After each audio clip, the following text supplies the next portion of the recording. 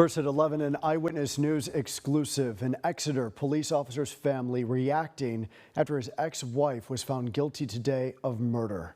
The jury found Erika Sandoval guilty of first-degree murder for the shooting of her ex Daniel Green in his home in 2015. CBS 47's Medeiros Babb has been closely following the case and has exclusive reaction from Green's family.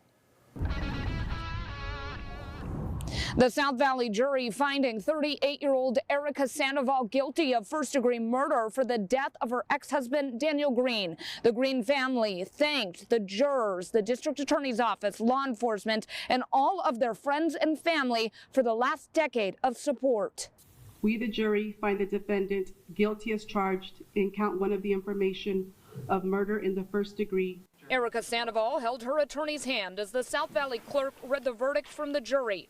Guilty of first-degree murder without the special circumstance of lying in wait, but with a firearms enhancement.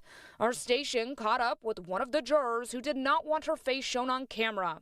It's an interview you will only hear on Eyewitness News on how the jurors came to the decision after 3 days of deliberation. It was honestly very difficult. Because there was like so much to look into. There was so much that we had to kind of go over and review.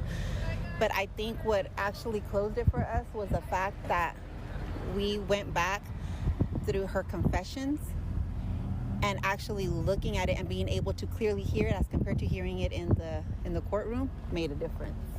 Sandoval testified that back in 2015, she broke into her ex-husband Daniel Green's Goshen home, grabbed 2 of his guns, and hid in a closet.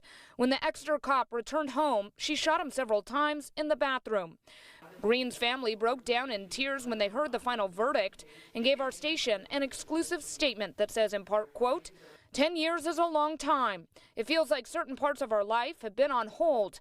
It feels like we can move forward in many ways. Sandoval's sentencing is scheduled for June 5th.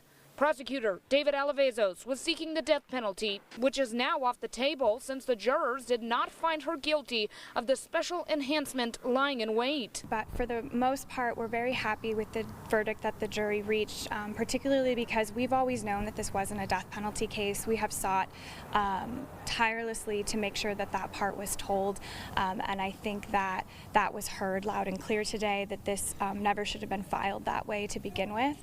With the verdict of first-degree murder and an enhancement firearm charge, Sandoval faces 50 years to life behind bars.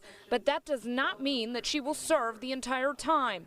That's because back in 2018, the California legislature passed a law allowing for a parole hearing if the person served 20 years, is 50 years or older, and did not have a prior strike offense.